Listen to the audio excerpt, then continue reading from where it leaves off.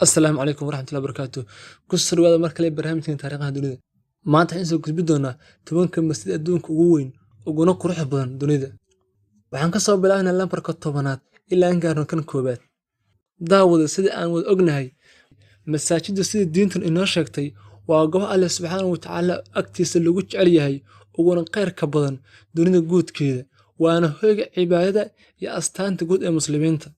Lambarka 10aad masjidka jaamaca ee magaalada Delhi ee caasimadda dalka Hindiya waa kan 10aad ee ugu weyn masaajidda Rabbi subxaanahu wa tacaala ee adduunka oo dhan.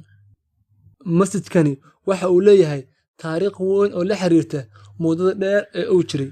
Waxaan dhismihiisa la dhameeyay sanadkii 1656 ee taariikhda miilaadiga. Waxaana masaajidka markiiba ku tukan kara 25,000 ilaa 30,000 oo qof. Waxaan ilaa hadda weli ku jira goobaha lagu dalxiiska badan yahay ee dalka Hindiya uguna caansan. Lambarka 9aad masjidka Sheikh Zayed bin Sultan Al Nahyan ee magaalada Abu Dhabi waxa uu ka mid yahay masaajidda casriga ah ee waaweyn uguna dhismaha iyo naqshadda wanaagsan dunida.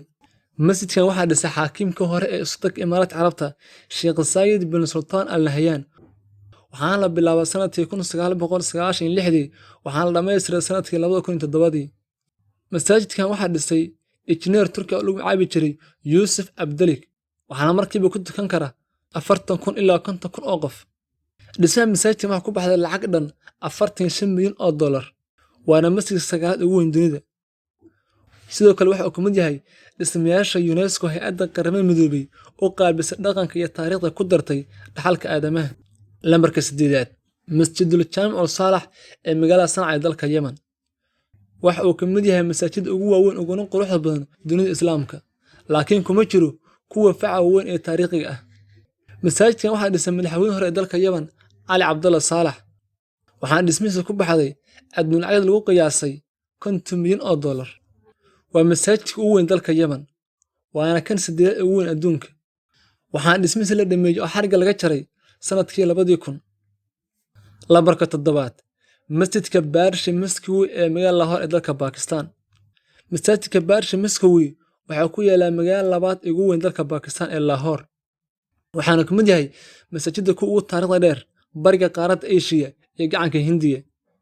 Masaajidkan waa kan 7aad ee ugu weyn uguna quruxda iyo naqshadda wanaagsan masaajidda dunida. Masaajidkan waxa uu leeyahay 8 manaaradood oo waaweyn. Waxaana markiiba ku tukan kara 100,000 oo qof.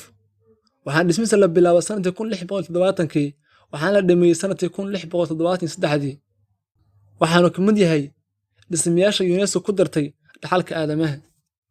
Lambarka 6aad masjidka Imaam Ridda ee dalka Iiraan waa xarun diimeedka 6aad ee Islaamka ahna mid ka mid ah masaajidda ugu waaweyn dunida ee lagu magacaabo Dariix Imaam Ridda.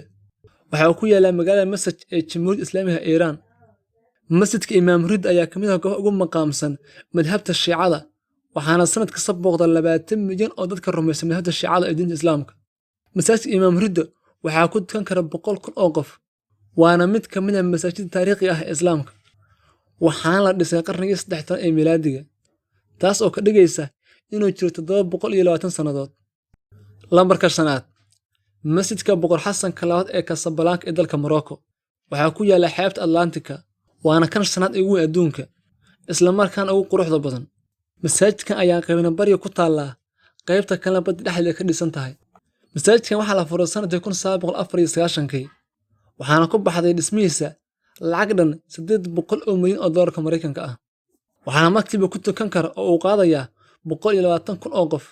Masaajidkan ayaa dhismihiisu socday muddo 8 sannadood ah, waana kan ugu weyn qaaradda Afrika uguna quruxda badan.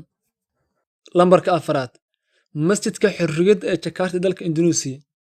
Masjidka Xurriyadda ama Istiqlaal Maskawi sida Indonesia loo yaqaano waxa uu ku yaala caasimadda dalkaas ee Jakarta. Waxaana la dhisay markii dalkaasi ka xoroobay gumeystihii Netherland ee sanadkii 1945. Masaajidkan waxaa markiiba ku tukan kara 200,000 oo qof. Waxaana ka mid yahay masaajidda ugu waaweyn uguna farshaxanka iyo qaab dhismeedka wanaagsan. Waxaana si rasmi ah u noqday astaanta guud ee qaranka. Masjidka Xurriyadda Indonesia ee magaalada Jakarta dhismihiisu waxa uu socday muddo dheer. Waxaana ku baxday lacag lagu qiyaasay 7 bilyan oo rupiah Indonesia ah, taas oo u dhiganta $13 milyan. Lambarka 3aad masjidka boqor faysal ee islaambad ee dalka Bakistan, masjidka boqor faysal bin cabdicasiis al sacuud ee caasimadda Bakistan ee islaambad ku yaala waa kan saddexaad ugu weyn uguna quruxda badan masaajid dunida ee casrigan. masjidkan waxaa dhisay boqorkii hore ee Sacuudi Carabiya boqor faysal bin cabdicasiis ee loogu magac daray. masaajidkan ayaa u samaysan sida teendhada reer miyiga carabtu u dhisan jireen, gaar ahaan reer guuraaga.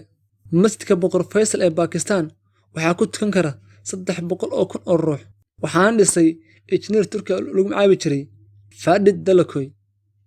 masjidkan ayuu boqorka Sacuudiga boqor faysal bin cabdicasiis dhismihiisa dhagax dhigay sanadkii 1969 wuxuuna dhammaaday sanadkii 1986, waxaana ku baxday lacag lagu qiyaasay 12 milyan oo doolarka Mareykanka ah. lambarka labaad, masjidka nebiga ee Madiinatul Munawwara. masjidka nabigeena suuban ee Maxamed nabadgelyo naxariis korkiisa ha ahaatee waa kan labaad ee ugu qiimaha badan Islaamka uguna maqaamsan, waxaana kaliya ka horreeyay imaam ahaan masjidka xaramka ee Makka al-Mukarrama. waa goobta uu ku aansan yahay Nabi Maxamed nabadgelyo naxariis korkiisa ha ahaatee, waxaana ku tukan kara 2 milyan oo qof, waxaana ku yaala Riyaadul Janna, halkaas oo ah goobta ugu fadliga badan ee lagu cibaadeysto.